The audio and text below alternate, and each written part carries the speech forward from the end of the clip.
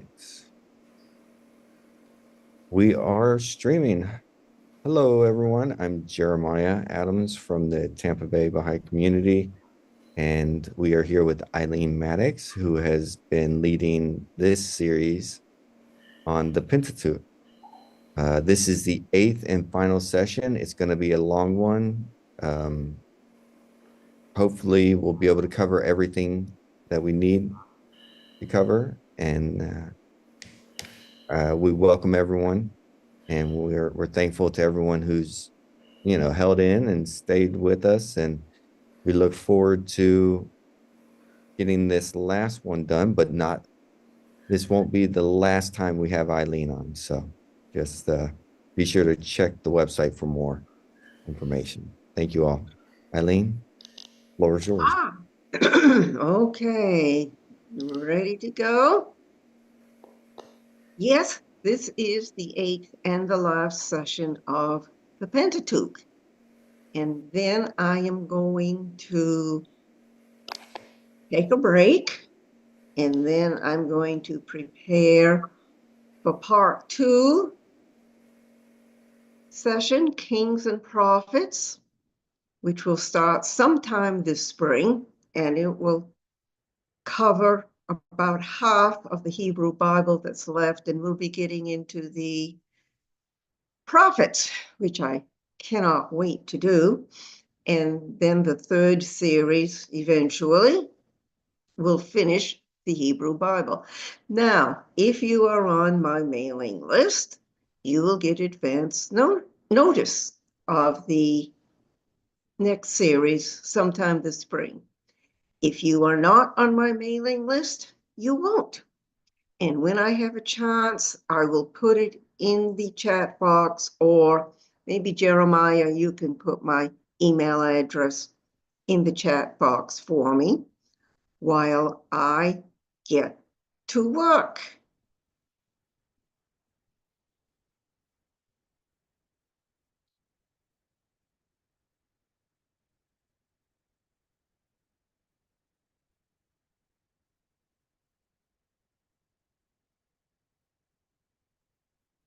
Okay, I think everybody can see my screen. And yes, this is all about the book of Deuteronomy. Deuteronomy, a second telling of God's law and the farewell addresses of Moses. The word Deutero means second. The book of Deuteronomy got its name by being the second presentation of God's law as given in Exodus, Leviticus, and Numbers. In some ways, it's a rerun and a summary. Only in Deuteronomy, though, do we have the Shema and Moses' farewell address to his people. We've been talking about Moses for many weeks. Today, let's start with a mystical approach to Moses and the burning bush, which was the beginning of his ministry and is important to us today, because the following are from the Baha'i writings. Let's start with what the Bab said about Moses. The Bab made a momentous statement when he wrote, "Indeed, we conversed with Moses by the leave of God from the midst of the burning bush in the Sinai, and revealed an infinitesimal glimmer of thy light upon the mystic mount and its dwellers, whereupon the mount shook to its foundations and was crushed to dust." Note the plural we. I have always looked at the manifestations of God as a team working with each other.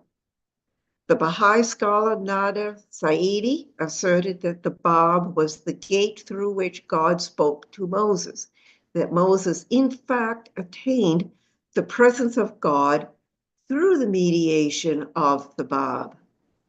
Saidi wrote, "The burning bush, of course, belongs to the story of Moses, and it is one of the most significant features of the Bab's self-definition in his writings. In the Qayyumul Azma, the voice of God that spoke to Moses through the burning bush, is in fact the Bob.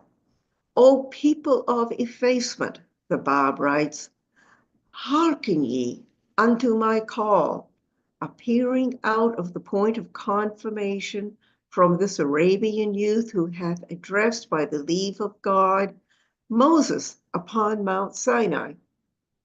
The mystic mount mentioned previously has several meanings, but in this case probably refers to Mount Sinai, where Moses received the Ten Commandments from God.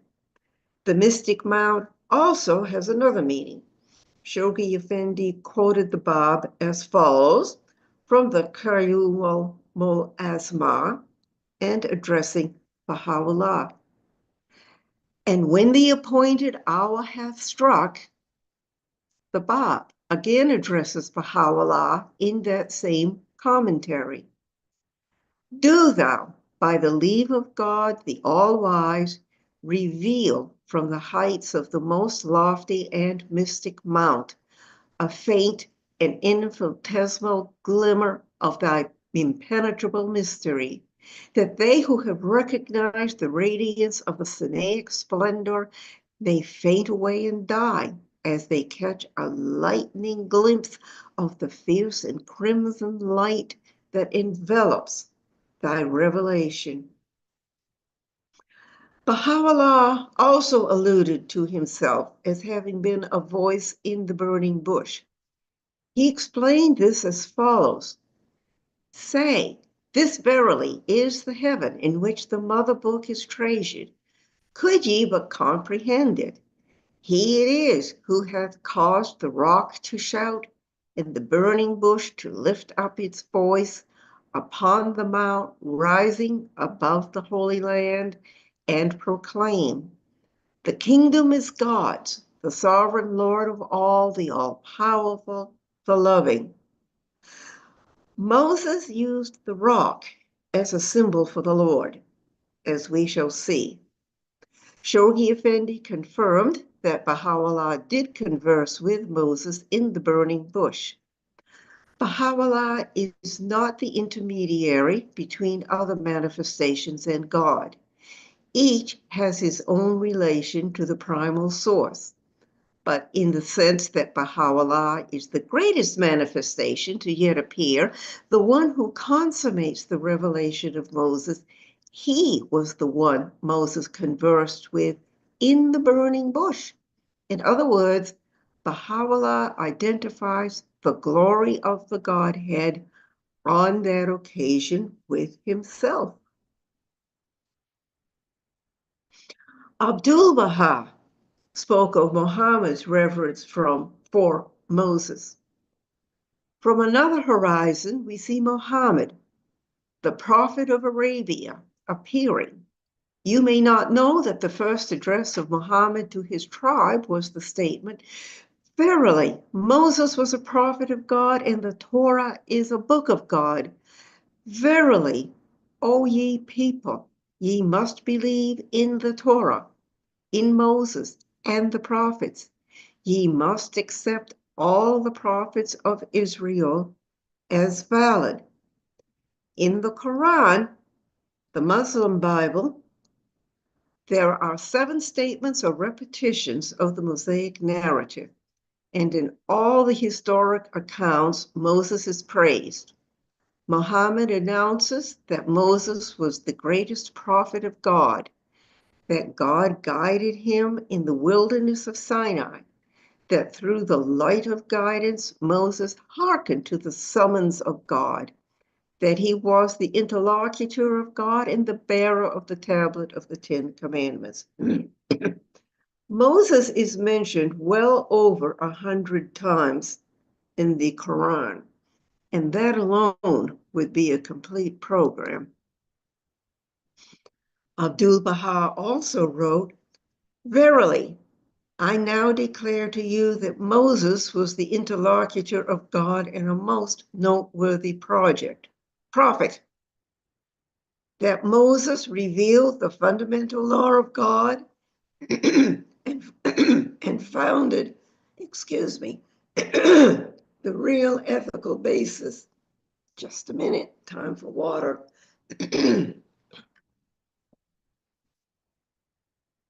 Thank you.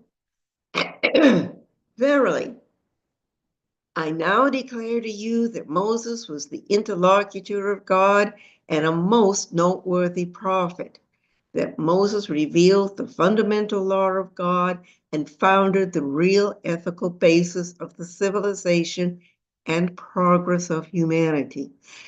The depth and breadth of this sentence is beyond full comprehension. Moses was a conversant with God. Moses revealed the fundamental law of God. Moses provided the ethical basis of Western civilization and the progress of humanity. Christian missionary work in the 19th century spread the Hebrew Bible along with the Gospels around the world. Today, over half the world's population honors Moses: Jews, Christians, Muslims, and Baha'is.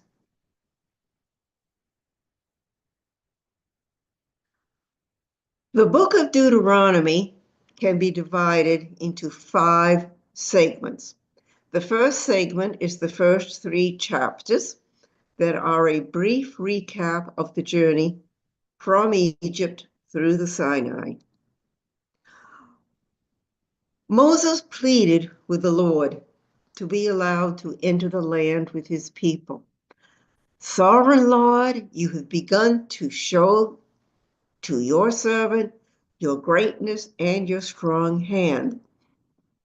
For what God is there in heaven or on earth who can do the deeds and mighty works you do?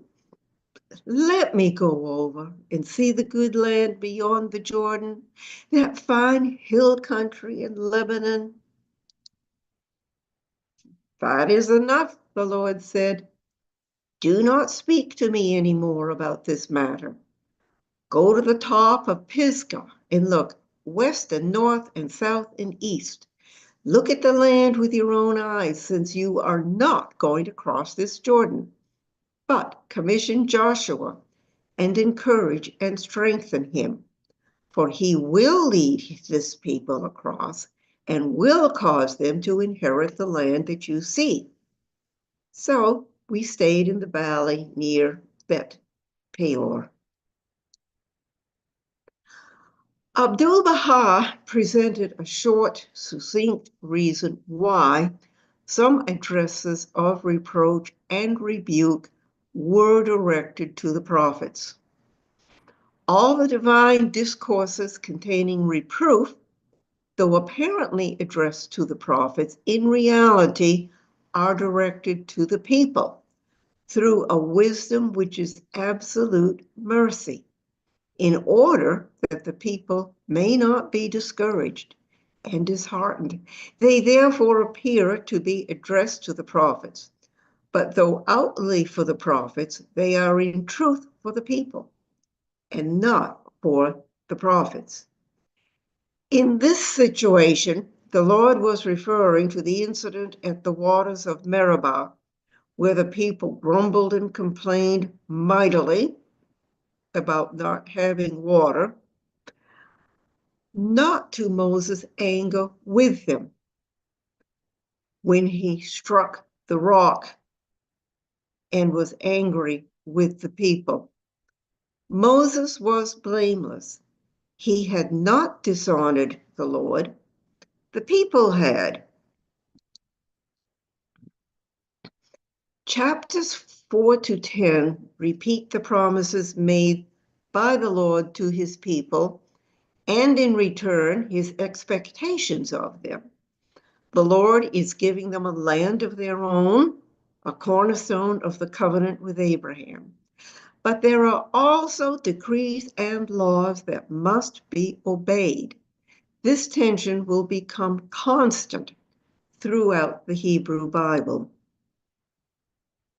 This section starts with Moses saying, "Now, Israel, hear the decrees and laws I am about to teach you.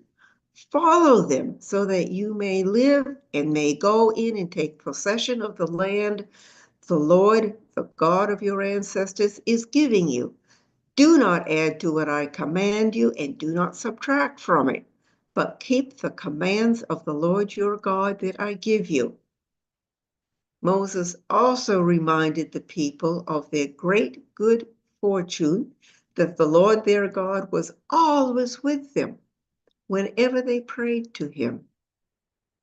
What other nation is so great as to have their gods near them the way the Lord your God is near us whenever we pray to him? This was a new concept. Pagan deities were local. This one God would be with the Hebrews wherever they went, which they learned painfully during the Babylonian exile. Moses was the great lawgiver, but he also delivered some profound prophecies accompanied by dire warnings.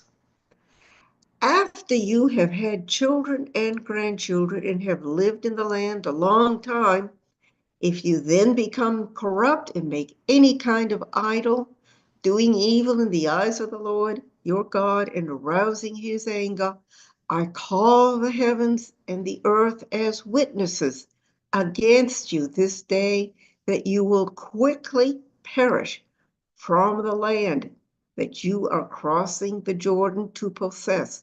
You will not live there long, but will certainly be destroyed. This was a dire warning. The Lord will scatter you among the peoples, and only a few of you will survive among the nations to which the Lord will drive you. There you will worship man-made gods of wood and stone, which cannot see or hear or eat or smell. Well, the Assyrians conquered the northern kingdom in 722 BC, and it is recorded that 10 tribes that lived in the northern kingdom were exiled into northeast Mesopotamia. They were never mentioned again. They probably assimilated into the pagan cultures in the northwest Mesopotamian lands. And over 100 years later, the Babylonians conquered Jerusalem and the southern kingdom and exiled thousands of Israelites to the Babylonian area. And this was all also prophesied by the Hebrew prophets, who had warned the people over and over and over and over again. But if from there you seek the Lord your God, and you will find him if you seek him with all your heart and with all your soul. When you are in distress and all these things have happened to you, then in later days you will return to the Lord your God and obey him. For the Lord your God is a merciful God. He will not abandon or destroy you or forget the covenant with your ancestors, which he confirmed to them by oath. The people are reminded that they are a first, that nothing like what they have experienced has ever happened for another people. And Moses said, ask now about the former days, long before your time, when from the day God created human beings on the earth. Ask from one end of the heavens to the other. Has anything so great as this ever happened, or has anything like it ever been heard of? Has any other people heard the voice of God speaking out of the fire as you have and lived? Has any God ever tried to take for himself one nation out of another nation by testings, by signs and wonders, by war, by a mighty hand and an outstretched arm, or by great and awesome deeds, like all the things the Lord your God did for you in Egypt before your very eyes? The Lord guaranteed the Israelites victories in taking over the land, But I think the last major thought in this section of Deuteronomy is the Lord's comments on why he was giving possession of the land to them, not because of their righteousness. After the Lord your God has driven them out before you, do not say to yourself, the Lord has brought me here to take possession of this land because of my righteousness. No, it is on account of the wickedness of these nations that the Lord is going to drive them out before you. It is not because of your righteousness or your integrity that you are going in to take possession of their land, but on account of the wickedness of these nations. The Lord your God will drive them out before you to accomplish what he swore to your fathers, to Abraham, Isaac, and Jacob. Understand then that it is not because of your righteousness that the Lord your God is giving you this good land to possess, for you are a stiff-necked people. The Israelites' job was to develop a society based on monotheism and moral law and obedience to Mosaic law, and to gradually convert the Canaanites to this new level of life and consciousness. The Shema Yisrael, the definitive statement of Jewish identity, is given in this section. Its recitation morning and evening is a biblical commandment. This is a translation from the King James Version of the Bible. Hear, O Israel, the Lord your God is one God, and you shall love the Lord your God with all thine heart and with all thy soul and with all thy might. And these words which I command thee this day shall be in thine heart, and thou shalt teach them diligently unto thy children, and shalt talk of them when thou sittest in thine house, and when thou walkest by the way, and when thou liest down, and when thou risest up. And thou shalt bind them for a sign upon thine hand, and they shall be as frontiers between thine eyes, and thou shalt write them upon the posts of thy house and on thy gates.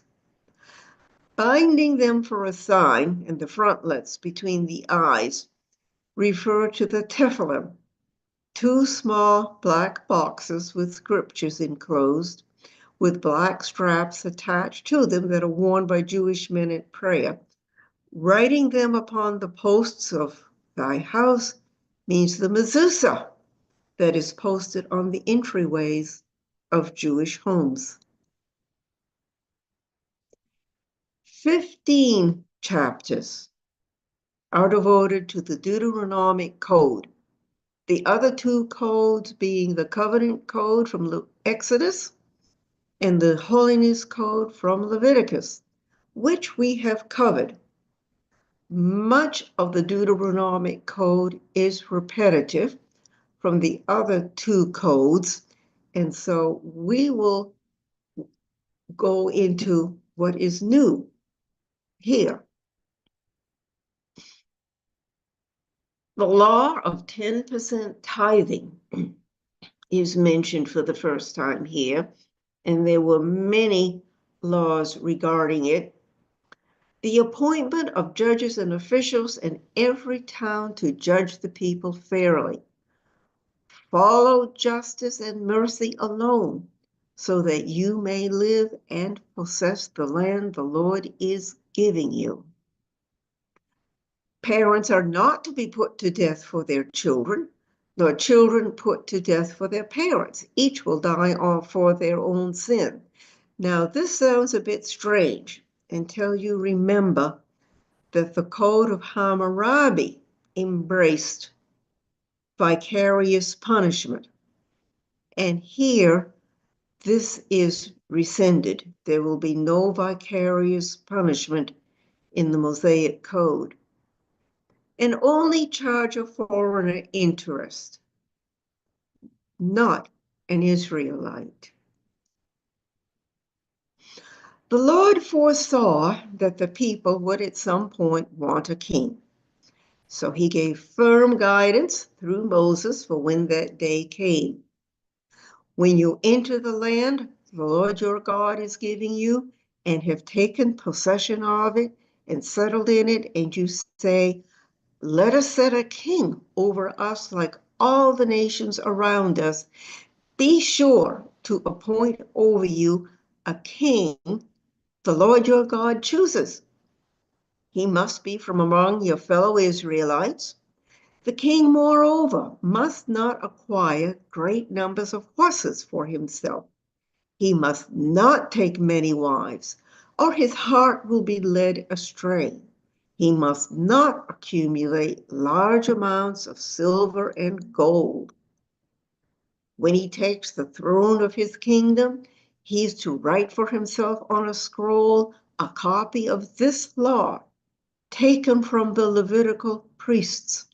It is to be with him, and he is to read it all the days of his life, so that he may learn to revere the Lord his God and follow carefully all the words of this law and these decrees, and not consider himself better than his fellow Israelites, and turn from the law to the right or the left. Then he and his descendants will reign a long time over his kingdom in Israel. Well, the people did ask for a king, and Samuel, the last of the judges, warned them to be careful what they asked for, how a king would claim his rights, but they insisted, and Saul saw Samuel, at the Lord's request, anointed Saul as the first king of Israel, the United Kingdom. If these first three kings had followed this advice, the United Kingdom would not have been divided into the kingdoms of Israel and Judah later on. The strongest words were against occult practices. When you enter the land the Lord is giving you, do not learn to imitate the detestable ways of the nations there. Let no one be found among you who sacrifices their son or daughter in the fire, and that is to the god Moloch, who practices divination or sorcery, interprets omens, engages in witchcraft, or casts spells, or who is a medium or spiritist, or who consults the dead. Anyone who does these things is detestable to the Lord. Because of these same detestable practices, the Lord your God will drive out those nations before you.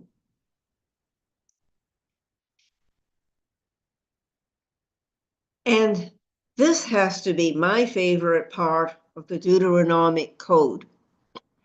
It's the considerations when drafting soldiers in time of war. Exempt. Has anyone built a new house and has not yet begun to live in it? Let him go home, or he may die in battle and someone else may begin to live in it. Exempt. Has anyone planted a vineyard and not begun to enjoy it? Let him go home, or he may die in battle and someone else enjoy it.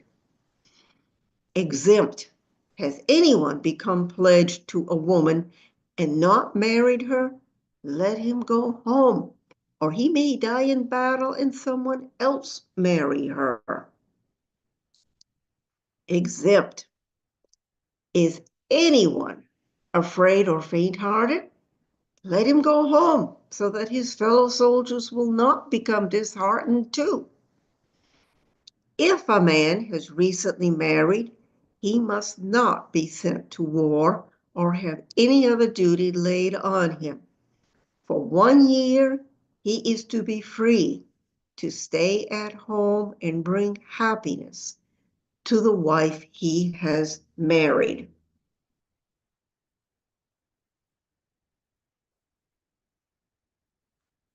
And it's here in the Deuteronomic Code that we find a famous prophecy given by Moses.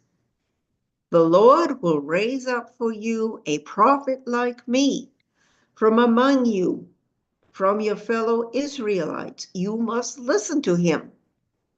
This has traditionally been interpreted to mean the coming of Jesus, who said he came to fulfill the law of Moses. Do not think that I have come to abolish the law of the prophets. I have come not to abolish, but to fulfill them. And I guess I repeated that. Moses' prophecy might have referred to Muhammad, since first, his ancestor Ishmael was an Israelite, the firstborn son of Abraham, and second, because Muhammad was very much like Moses as a lawgiver and also as a ruler, the governor of Medina during his later years. These 3 chapters set the format for the Hebrew prophets, who echoed Moses' words and warned the people repeatedly of the consequences of disobedience to Mosaic law. It's called the blessings, the curses, and the restoration. 14 verses are dedicated to the blessings for obedience, represented by the live olive tree, which is green. 53 verses are dedicated to the curses for disobedience, represented by the dead olive tree, which is brown. Only excerpts will be presented here from the blessings and from the curses, just to give you the flavor. For the blessings, you will be blessed in the city and blessed in the country. The fruit of your womb will be blessed, and the crops of your land and the young of your livestock, the calves of your herds and the lambs of your flocks. Your basket and your kneading trough will be blessed. You will be blessed when you come in and blessed when you go out.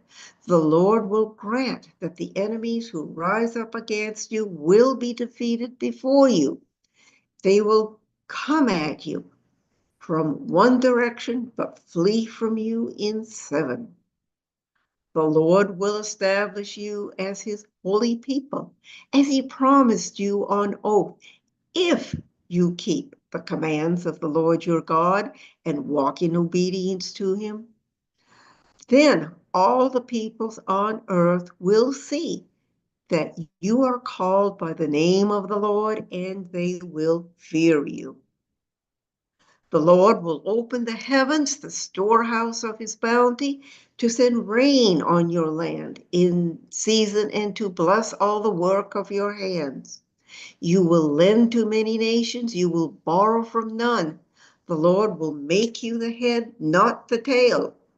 If you pay attention to the commands of the Lord your God, you will always be at the top, never at the bottom. The curses were awful. Here are only a few of them. Disobey the Lord, and you will be cursed in the city and cursed in the country. You will be cursed when you come in and cursed when you go out. The Lord will send on you curses, confusion, and rebuke in everything you put your hand to until you are destroyed and come to sudden ruin because of the evil you have done in forsaking him. The sky over your head will be bronze, the ground beneath you iron. The Lord will turn the rain of your country into dust and powder. It will come down from the skies until you are destroyed. The Lord will cause you to be defeated before your enemies. You will come at them from one direction, but flee from them in seven. And you will become a thing of horror to all the kingdoms on earth. The Lord will bring a nation against you from far away from the ends of the earth, like an eagle swooping down. A nation whose language you will not understand, a fierce-looking nation without respect for the old or pity for the young. Then the Lord will scatter you among all nations, from one end of the earth to the other. And we know from history that this happened. The Assyrian conquest in the late 8th century, and then the Babylonian conquest at the top of the 6th century, and the final conquest by the Romans, which dispersed the Jews from the country that was called the diaspora. Many centuries later, Jesus explained, from everyone who has been given much, much will be demanded. And from the one who has been entrusted with much, much more will be asked. More was expected of the Hebrews because they had been entrusted with a new dispensation of God, that of Moses. They had a job to do to raise the Near East out of paganism. Jesus warned the Christians that more would be expected of them also. And as Baha'is, we know that even more is being expected of us. Despite the severity of these curses for disobedience, mercy and restoration were offered. When you and your children return to the Lord, your God, and obey him with all your heart and with all your soul, according to everything I command you today, then the Lord your God will restore your fortunes and have compassion on you and gather you again from all the nations where he has scattered you. Even if you have been banished to the most distant land under the heavens, from there the Lord your God will gather you and bring you back. He will bring you to the land that belonged to your ancestors, and you will take possession of it. And this happened in recent history, of course, with the establishment of the State of Israel in 1948. The Jews did return from all corners of the earth. The final blessings, a prophecy, a warning, and the passing of Moses. These are covered in the last 4 chapters of Deuteronomy. Moses was now 120 years old, and it was time for him to deliver his final blessings, a warning, and a prophecy, and to lay down his mortal body. First, Moses wrote down the law and gave it to the Levitical priests and to the elders of Israel, and he commanded them. At the end of every 7 years, in the year for canceling debts, during the festival of tabernacles, when all Israel comes to appear before the Lord your God at the place he will choose, you shall read this law before them in their hearing. Their children who do not know this law must read it and learn to fear the Lord your God as long as you live in the land you are crossing the Jordan to possess. Religious education would be the stern responsibility of the Levite priesthood. The Lord was not optimistic, though, about his people, even after all of this. He warned Moses, "You are going to rest with your ancestors, and these people will soon prostitute themselves to the foreign gods of the land they are entering. They will forsake me and break the covenant I made with them. And in that city, I will become angry with them and forsake them. I will hide my face from them, and they will be destroyed.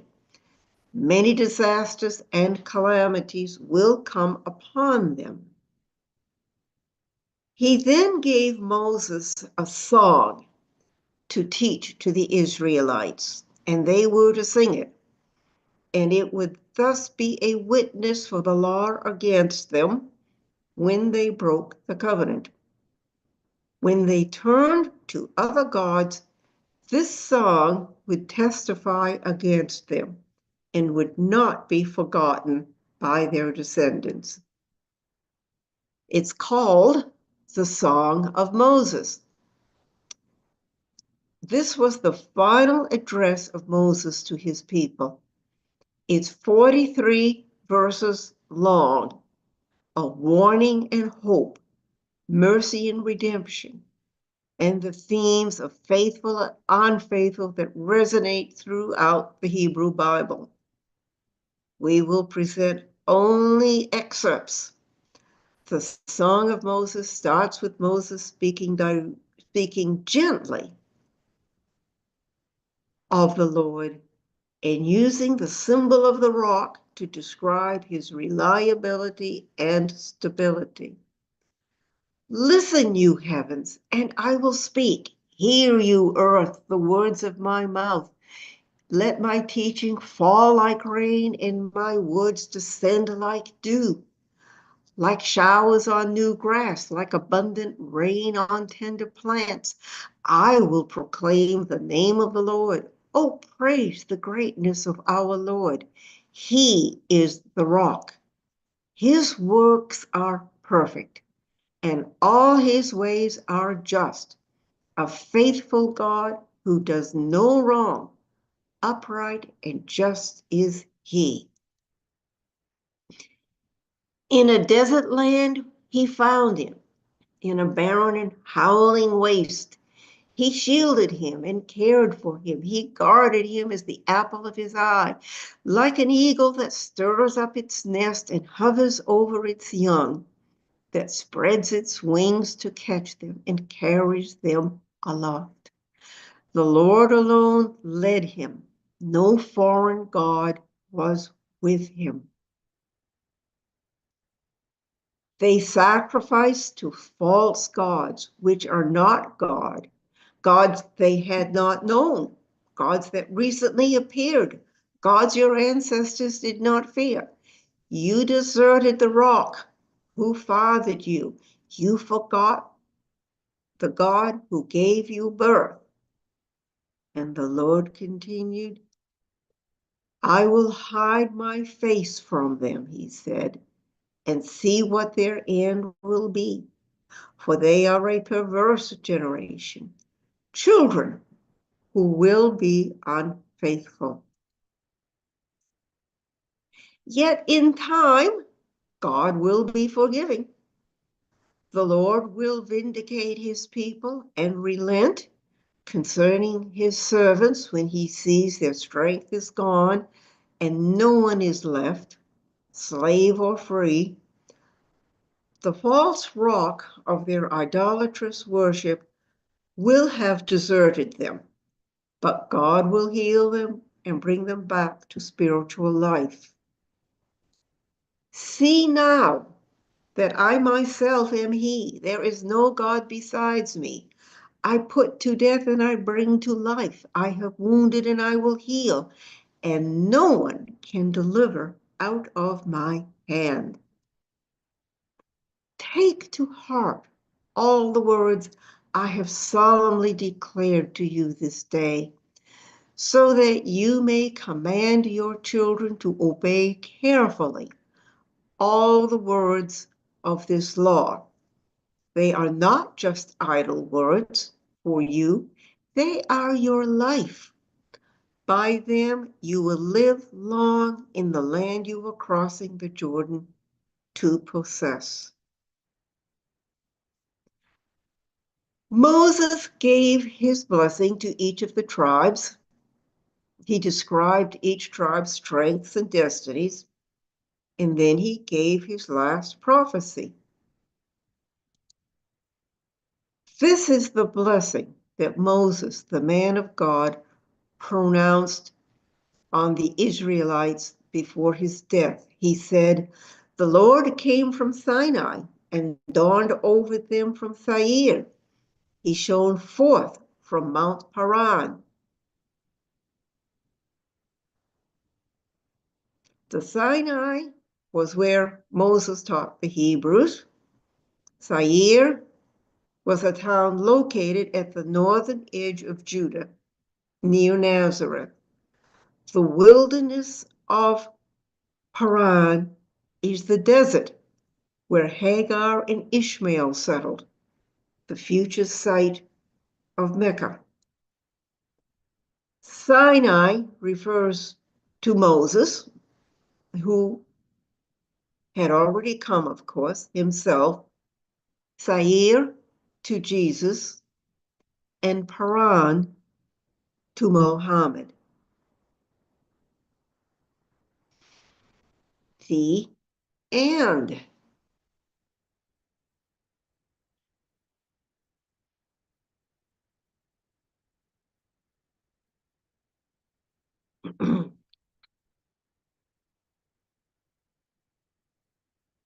And stop share. Here we are. Here we are. And now we are open to Q&A. And I haven't looked at the chat box yet to see what might be in it. So let me take a look. Thank you, Linda, for your very kind words. My email address is posted, and we have another request for the newsletter. Thank you. Okay, questions and answers are open.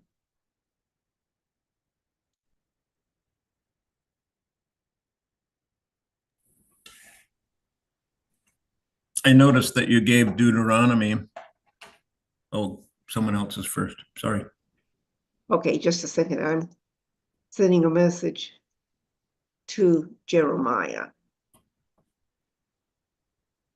Have you heard from?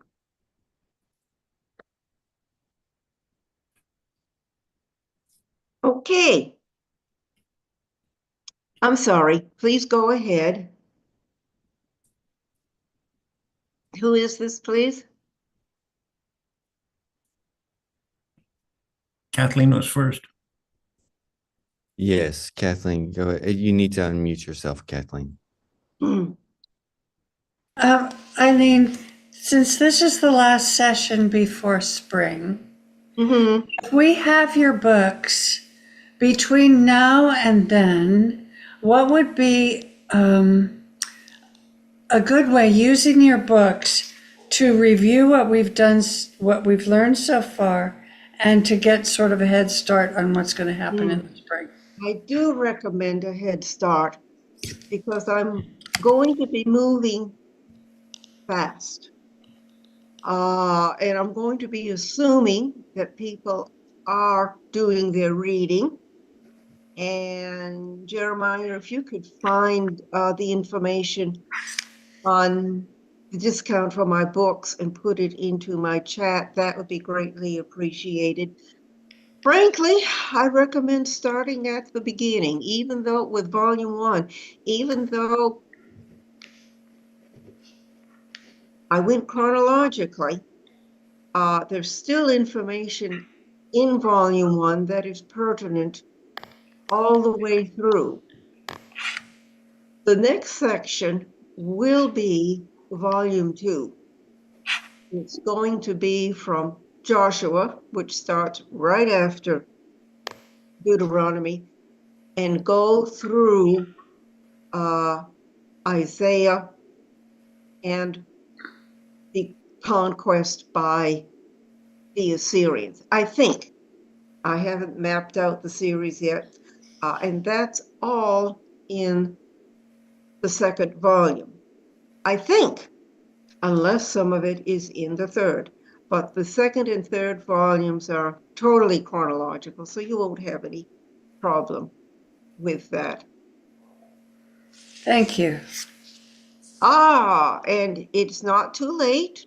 If you haven't bought my books at discount, you can just cut and paste the information that's in the chat box and get ready. And are there any other questions? I know I'm trying to keep this open until 3 o'clock. We have not heard from Peter yet. He was scheduled for the second hour. Linda But was next. who's next? Linda. Having a problem unmuting. At the beginning of your talk, dear Eileen, I was a little confused about the burning bush. Mm-hmm. Because it both the Bob and Baha'u'llah said they were speaking through the burning bush, and is that just that Christ spirit, or can you elaborate on that a little bit more? Oh, I'm yes. confused. The burning bush is an extremely complicated subject.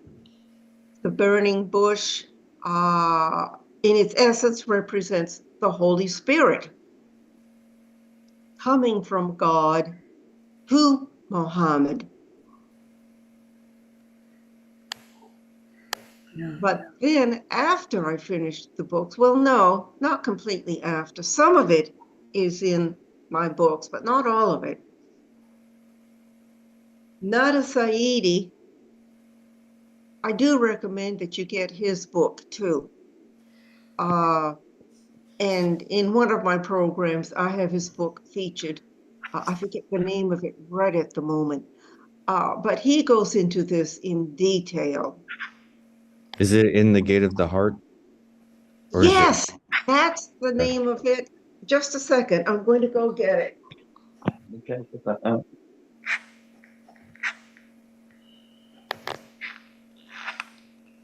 Gate of the Heart.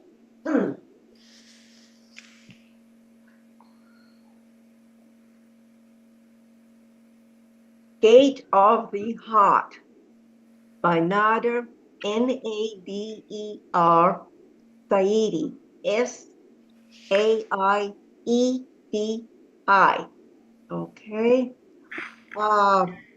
And in my opinion, I can't document this, so I can only say, in my opinion, the manifestations of God, I'm sure, worked together and helped each other. They weren't just hanging out wherever they were, ignoring what was going on until they received their stage call. I just don't think that's how it worked.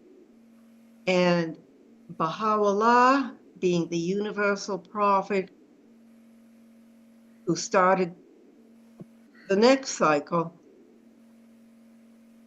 as important as Abraham was, since he started this, and Adam, Moses was the prophet who would be given the law, and the Hebrews were the people who would be given a very, very important mandate. And I suspect that's why both the Bab and the Baha'u'llah and Baha'u'llah were speaking through the burning bush also. And of course, we don't know all that was said to Moses there. We weren't there. And we have the gist of it, but maybe not the whole gist of it. And I do hope that someday a Quranic scholar will write a paper or do a program on Moses in the Quran. I think that would be very revealing. But I don't have enough time left in my life to become a Quranic scholar. Sorry. Okay, we can wrap this up. I don't believe that Peter is going to appear. Does anybody else have any question before we sign off? Yeah, yes, this is Joseph Erlacher. Yes. Just a kind of an observation. You showed in Deuteronomy, you quoted chapter 18, verse 15, where it says, "The Lord your God will raise up for you a prophet like me from among you." You didn't go down a little bit further where you have Deuteronomy chapter 18, verse 18, where it says, "I will raise up for them a prophet like you from among their fellow Israelites." Well, the fellow is your That's cousin, a key like your word. cousins. That's a reference to Muhammad. Yes, I think so. And in the writings somewhere, I just didn't have time to put everything into this program. Yeah. With the next series, I'm going to be going nonstop for 2 hours, slides, talks, whatever. I just didn't think I had the time to put that in. But yes, and I forget where it's documented, that definitely was, I think, a reference to Muhammad. I don't want to cut Jesus out, but he was not like Muhammad, and he was not like Moses. He was not a lawgiver. He was not a ruler in any sense of the word, as Moses was. Moses was a secular ruler in Medina, as well as a prophet of God. So yes, you're absolutely right, Joseph. But I try to be very sensitive to the Christian side of things too. And when I say tradition, that's my code word for, well, this is one way of looking at it. There's another way too.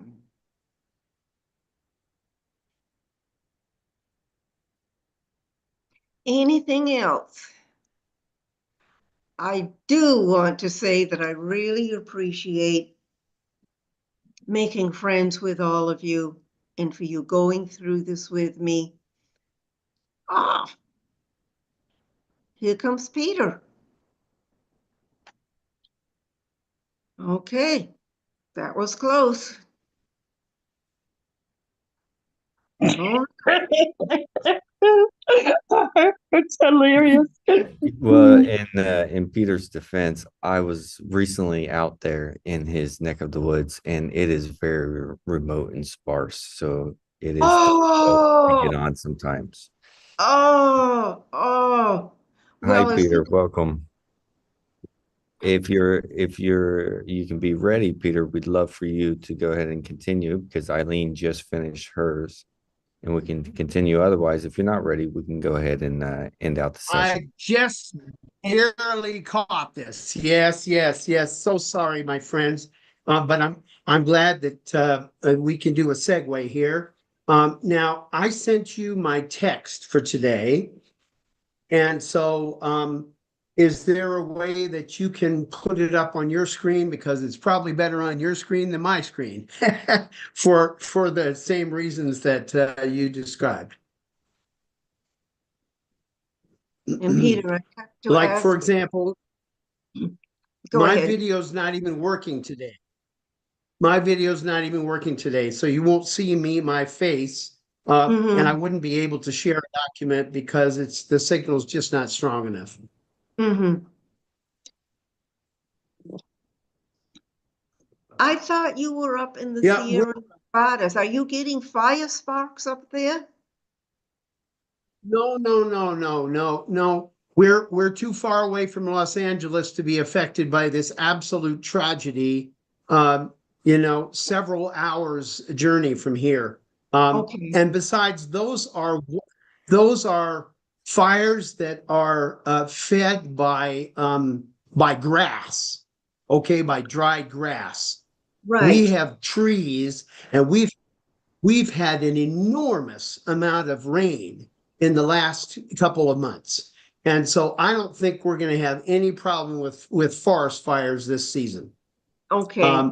Because the rain is keep coming, but the ground is soaked with water. And so it's completely different with LA. LA has had almost no rain, and that whole area, wow. I mean, this took everybody by surprise. We're used to having fires up here. We know how to deal with it. They were caught totally by surprise. They had no idea what to do. So, Okay. yeah, if you could expand that text a little bit more and then go down to the January 12th. So just scroll down to January 12th. So I don't know if there's anybody from the LA area on this Zoom. But if there are any of you, or you have any family or friends who are in LA and that area, my prayers are with you. I really feel for the absolute shock and dismay that people are feeling at this time. Frankly, the images I've seen look like Gaza. Looks like a war zone to me. Except worse, because it's just like everything for miles is completely destroyed. So today I wanted to talk with you about the concept of the chosen people, the chosen land, the chosen leader, and the chosen government. Okay, and then how these concepts have led to our understanding of Jesus, Muhammad, the Bab, and Baha'u'llah. Now, yes, it does look like you've got the most recent version. Okay, so although it's funny how texts don't really convert sometimes the way you want them to. The first text that I've selected here to share with you is really a preface to the topic. And I think it's a very, very important one because it talks about what chosen means. Because usually what people think about chosen means you're better than everybody else. And so that's why you're getting this benefit. And that is not the intention. That is not at all the intention. And the Guardian explains that beautifully in this passage from The Advent of Divine Justice, which I quote in full. By the way, this document, besides being on the Clearwater website, is accessible there to download. Anybody who wants to read the full text, all of the research that I have done and included in this, you can get it there. And if you want it directly from me, I can also send it as an attachment to an email. You can get my email address. Actually, you know what I'm going to do? I'm going to put it in the chat again, just to make sure that you've got it, in case you want to do that. And the other thing is, because this is our last session. If you have any questions, any follow-up questions or discussion that you'd like to have with me, please go ahead and write to me on my email. I'm I'm actually better at responding on email than I am over Zoom because for some reason the bandwidth is a lot smaller. So I'm going to read this selection to you. Okay. How often have the prophets of God, not accepting Baha'u'llah himself, chosen to appear and deliver their message in countries and amidst peoples and races at a time when they were either fast declining or had already touched the lowest depths of moral and spiritual degradation? The appalling misery and wretchedness to which the Israelites had sunk under the debasing and tyrannical rule of the pharaohs in the days preceding their exodus from Egypt under the leadership of Moses. That's one of his examples. I'm going to cut it short and not go through the other examples. He talks about the people, the Jewish people at the time of Jesus, the Arabs at the time of Muhammad, and of course the people of Iran in the time of Bab and Baha'u'llah. It's very important for us to really understand deeply that this is what we're talking about, chosen. It is chosen by God, and chosen, he chooses the people who need uplift the most. And then the revelation has this impact that is discernible and impressive to the rest of the world who are not as depraved. You see, they're not as deeply compromised in their position. And so it enables them to see the contrast between this is the way people were before and this is the way they are now as a result of the influence of the revelation of God. So with that, I want to go have you scroll down to the first topic, which is talking about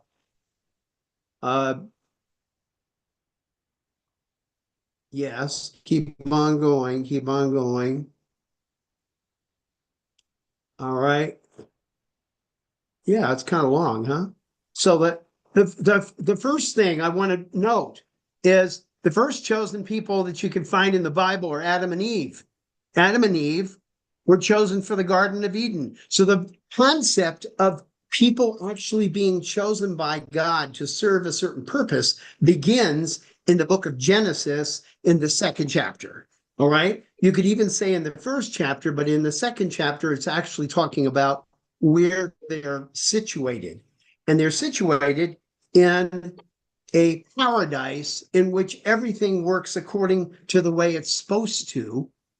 And they have a temptation and they fall prey to that temptation and they take an action, and that action ends up with them having to pay the consequences of no longer being able to live in that perfect environment. But their chosenness is really front and center, that we understand that this was not just anybody. These were a specific people who were chosen by God to be in that environment. The second one we're going to have is going to be, if you scroll down, you will see Enoch. Now, Enoch is mentioned in 2 verses of the Pentateuch.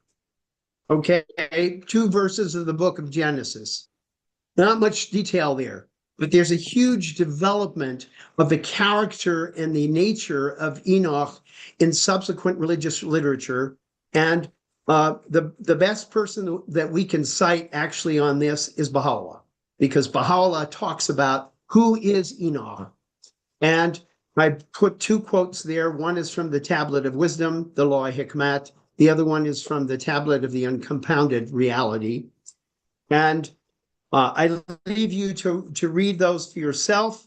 This is a topic of great, great interest because it's related to the whole theme of divine philosophy that Baha'u'llah and Abdu'l-Baha develop in their writings, and Abdu'l-Baha also in his talks.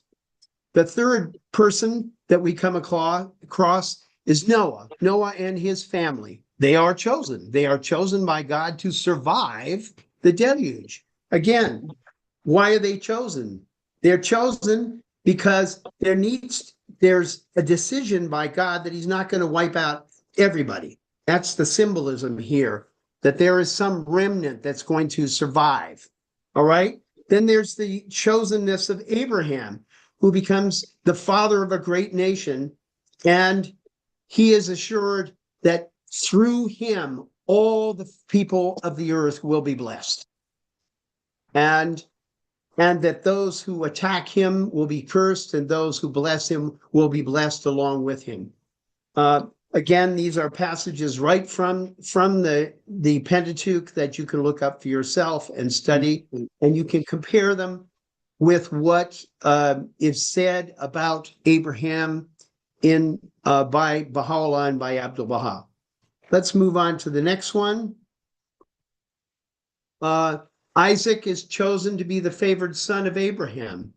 This is a rather complicated story, and someday I will share with you my understanding of it, looking at both Islamic sources and Jewish sources and also Baha'i sources, because of course there's another chosen son of Abraham, and that chosen son is Ishmael, okay? And he's very important in the Baha'i faith and prior to that in Islam.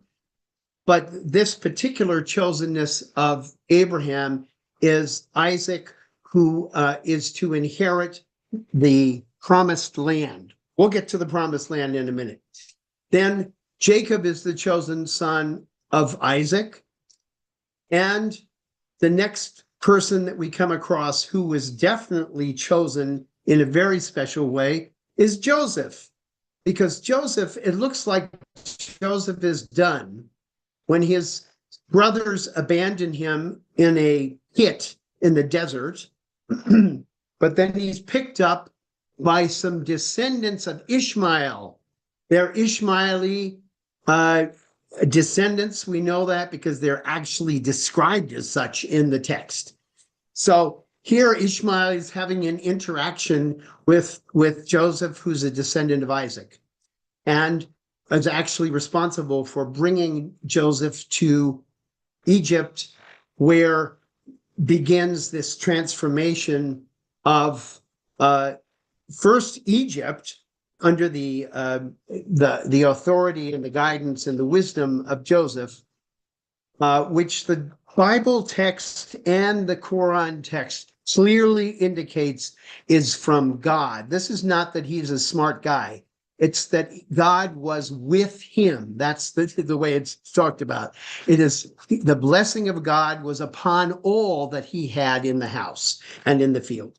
So then briefly, I wanted to mention some other peoples that were chosen by God. There's a very interesting text in the Tablet of Wisdom of Baha'u'llah where he talks about Greece and he talks about the Greeks.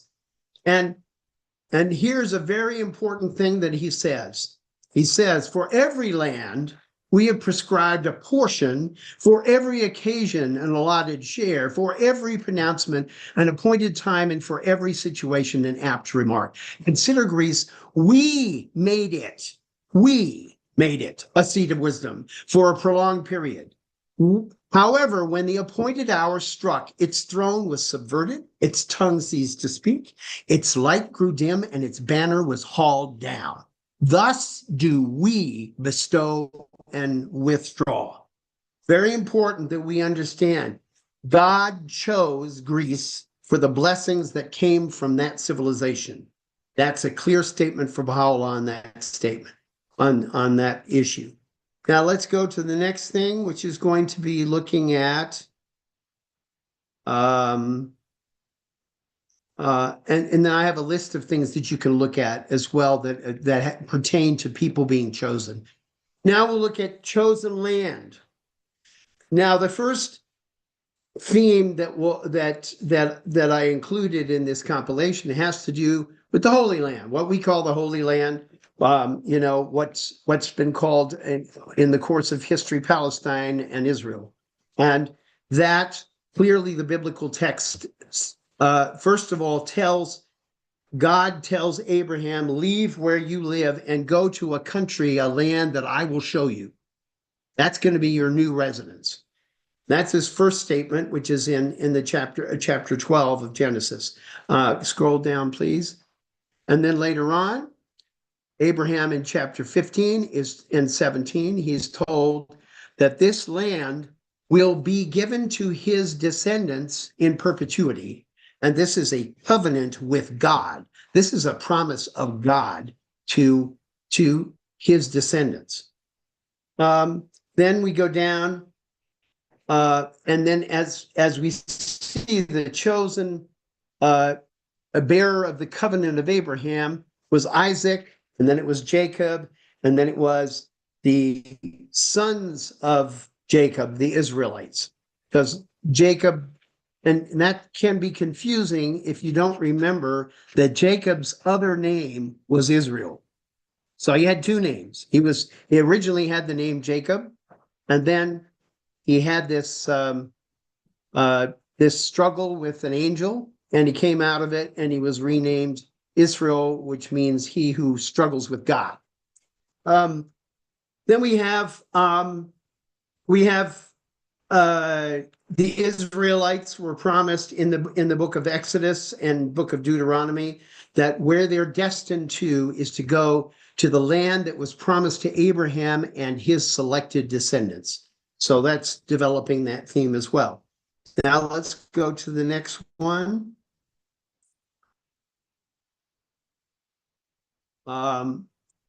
Yeah, you can keep going. Those are all talking about the same thing. Then there's some other chosen lands that are talked about. A land that was chosen for Ishmael, a land that was chosen for Esau. And there are biblical texts that talk about that choice. Then we have a chosen leader, and I've only selected one to give as an example. Clearly, God chose Moses to lead the people of the Israelites out of Egypt and back to the land that they were destined to occupy. And there's some absolutely fascinating talks, portions in Scripture that talk about this particular calling and how it was reiterated several times in the books of the Pentateuch.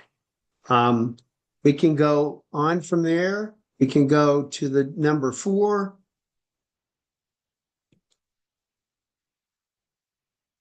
Number 4. Now here's an interesting thing.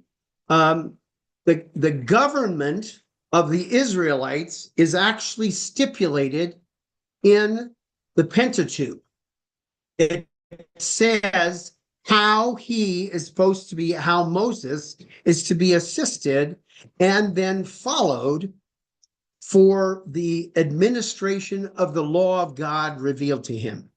Now, first of all, in Exodus, and you'll see also in some other of the books, it says that 70 elders were chosen to assist Moses.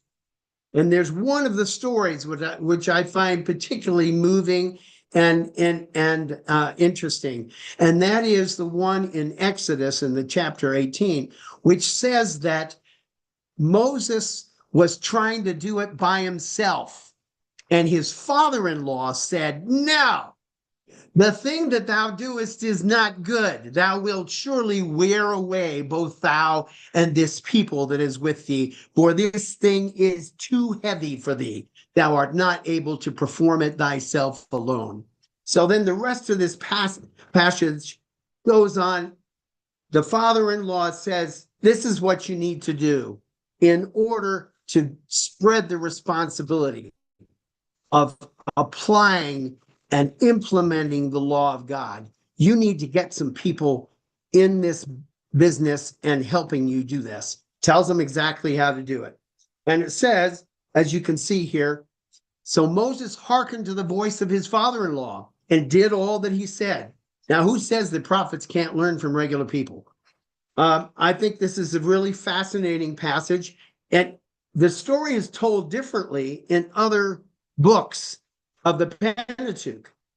It doesn't talk about the father-in-law coming up with the idea and passing it on to his son-in-law Moses. Now let's move on. But I included those passages because those passages actually point out that this system of governance, you went a little too far now. This system of governance of getting the elders involved was talked about in the book of Numbers and also in the book of Deuteronomy. So you have multiple texts that are talking about how this is to be implemented. And it also is a fascinating passage. I believe it's in Deuteronomy, where it is said that those who disobey the judges and the elders are accountable to God. They have broken the law of God because they have been appointed to do this job. This job, which could not have been done by Moses after he passed on. It had to be done by somebody, and this was the mechanism whereby it was to be carried out. You can keep going down here. I really recommend that you read all of this document because the passages in full are very, very impressive when you read them from beginning to end. Honestly, I often feel when I'm studying the Bible that I make discoveries that I'd never seen before. And this reminds me of how I feel after reading the Kitab Yagan for the 50th time. I discover each time something new. And it's perhaps it's partly because I have a Swiss cheese memory, so a lot of stuff doesn't stick. But it could also be that my soul is not ready to understand something at a particular event. And so you have to go back and do it again. You have to immerse yourself in scripture in order to get more of the message, because there's only so much that we can absorb at any one time. Now, the last topic that I wanted to talk about here is to point out that the Pentateuch leads us directly to Jesus, to Muhammad, to the Bab, and to Baha'u'llah. And there are so many different ways in which it's leading us to those manifestations.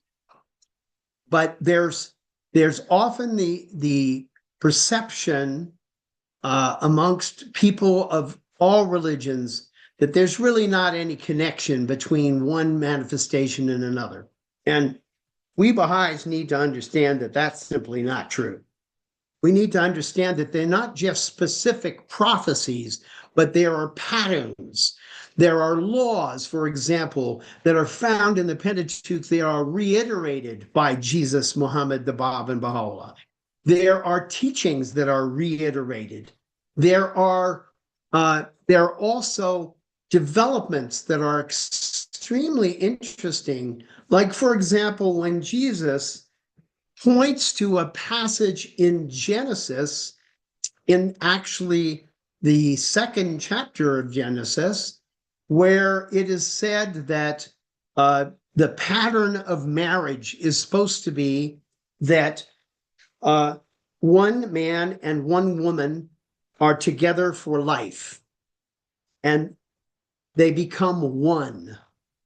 Jesus then cites that verse to say that in my dispensation, you will get married once and once only. And the only excuse for not staying with that partner is if they commit adultery. The only excuse. If you were to do anything, if you were to leave that person for any other reason, you have committed adultery because you have broken that covenant with that person. And it's very interesting because in that conversation where his Jewish followers were asking him what is his teaching about marriage, he gives them two choices. He says, if being married to one spouse for the rest of your life is too hard for you, then you can be celibate. And I thought that was a tremendously funny thing for a 21st century person, because I think we have a very different perspective on this. Generally speaking, I think we think celibacy is completely unnatural and beyond the capacity of most human beings. Whereas in effect, Jesus is saying, no, it's the opposite. Celibacy is a whole lot easier than staying married to one person and being faithful to that person for life.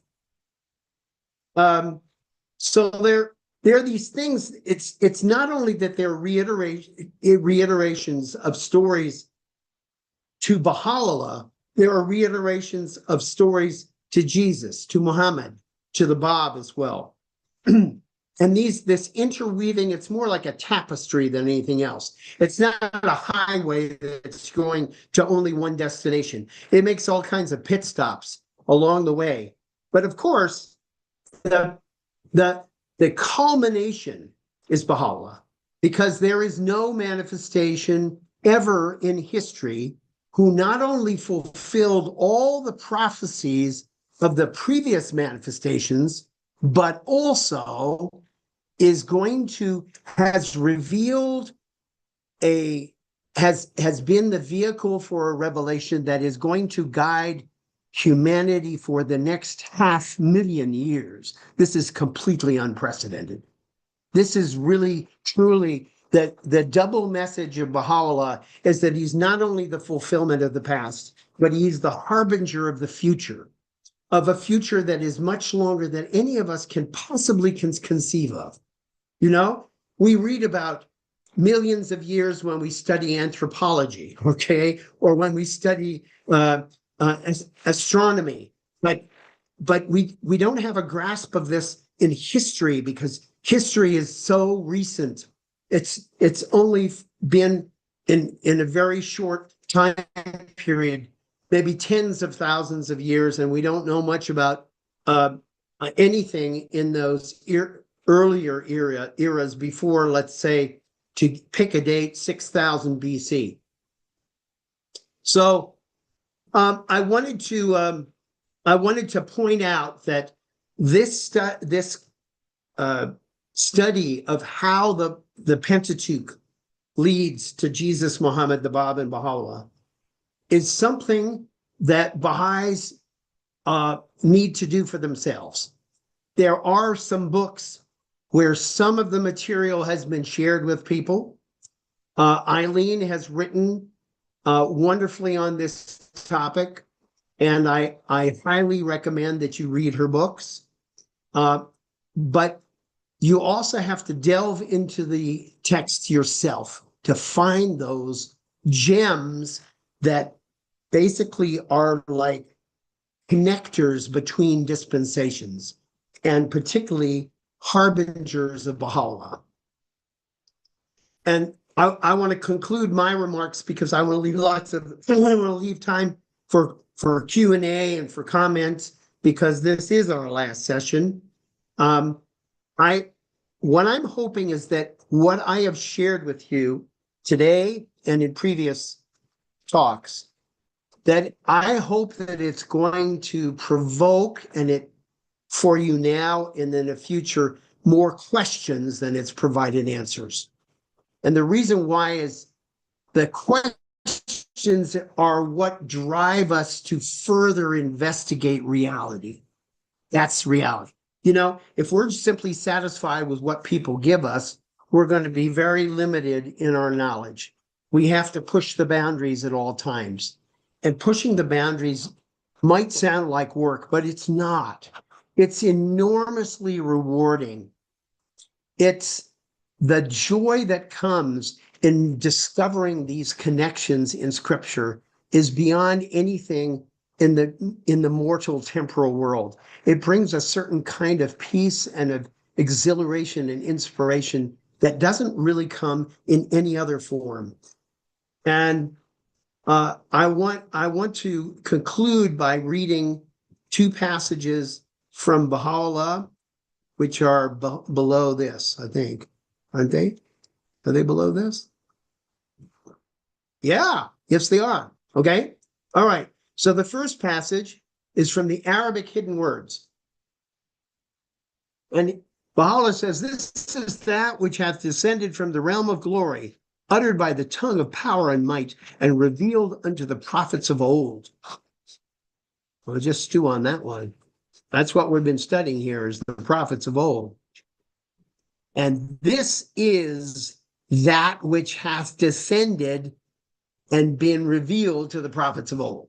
We have taken the inner essence thereof and clothed it in the garment of brevity, as a token of grace unto the righteous, that they may stand faithful unto the covenant of God, may fulfill in their lives his trust, and in the realm of spirit obtain the gem of divine virtue. There's another passage that I wanted to share, and it's the one immediately following this. It's from the Kitab Akdas. No, don't go too far down because I can't. Yeah, do a little bit more. Up. Boy, it's hard to scroll, isn't it? This is Baha'u'llah talking about what the divine verses are. It's really, and what I described as this joy that comes when you make discoveries in studying scripture, when things become clear to you. Look at what he says here. Were any man to taste the sweetness of the words which the lips of the All-Merciful have willed to utter, he would, though the treasures of the earth be in his possession, renounce them one and all, that he might vindicate the truth of even one of his commandments, shining above the dayspring of his bountiful care and loving kindness. If you continue here, just scroll a little bit more. That whole passage is phenomenal, absolutely phenomenal. And the last passage I want to cite, because it talks about the same thing, of the necessity that we read the scripture regularly, immerse ourselves in it. But it also, I'm going to read the whole passage because it puts it into context. Because like everything else in this world and the next world, moderation is key. Recite ye the verses of God every morn and eventide. Whoso faileth to recite them hath not been faithful to the covenant of God and his testament. And then he makes a further statement. And whoso turneth away from these holy verses in this day is of those who throughout eternity have turned away from God. Fear ye God, O my servants, one and all. Pride not yourselves on much reading of the verses, or on a multitude of pious acts by night and day. For were a man to read a single verse with joy and radiance, it would be better for him than to read with lassitude all the holy books of God that help imperil the self-subsisting. Read ye the sacred verses in such measure that ye be not overcome by languor and despondency. Lay not upon your souls that which will weary them and weigh them down, but rather what will lighten and uplift them, so that they may soar on the wings of the divine verses towards the dawning place of his manifest signs. This will draw you nearer to God, did you but comprehend.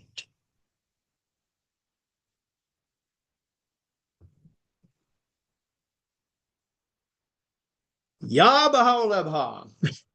Now, my friends, if you want to address any final questions to Eileen or to me, we'd be happy to hear from you.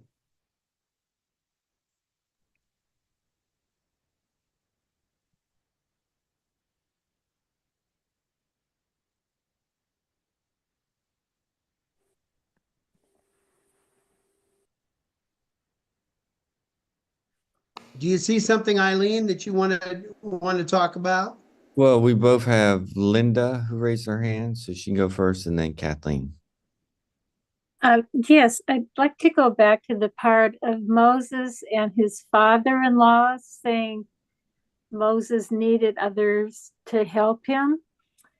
Is that sort of the beginning of the idea of having disciples and followers that spread the word? Or I'm just wondering what the meaning of all that was. What was the intent of that passage about us knowing this? Yes. Now, if you read the other passages that are related to it, then and it will give you a little bit of an inkling about what he's referring to. He's referring to what sort of apparatus is going to exist to implement this law. You can reveal laws anytime you like, but as Moses found when he went up to Mount Sinai, up on Mount Sinai, and he was up there for 40 days, he came down and the people were worshiping the golden calf. Okay, that's the reality. The reality is you gotta have somebody who's there, who's going to implement the law of God. And the institution that later developed in what was called the Great Assembly, and then later was called the Sanhedrin. This institution was initially described here as this group of elders who are selected to enforce the law. They are later called judges, and they have courts. And they, when people are not sure of the right thing to do, or whether they have, issues with somebody in the community, they bring them to the court. And that's why I call it, this is the government. This is the governance that was instituted in the Pentateuch under Moses, and then developed over time. Because of course, any institution is going to be developed over time. And so as far as what you're talking about, which is the followers taking responsibility for spreading the message. If we look at the not just the Pentateuch, but the entire Hebrew scriptures, we find that the people are called all. There's a very important verse that says that the people of Israel are all, they are all designated as priests. And the idea behind that is that every single one of them is responsible for teaching the cause of God. As you know, that's exactly what Baha'u'llah teaches. Baha'u'llah has taught the Baha'is. It is our responsibility, every single one of us, to teach the faith. Thank you. That's a very good answer. Thank you. Kathleen, go ahead. And then that will have to be the last one for today because Okay. I want to thank Peter and Kath and Eileen both. This has just been wonderful. This material that you just presented, Peter, which is in written form, I understand that we can download. Is that can we just download it from the Clearwater website? Yes, you can. Okay. Okay. Great. Thank you very much. yeah, you look for those resources later today. But Okay. I'm sure they're up there.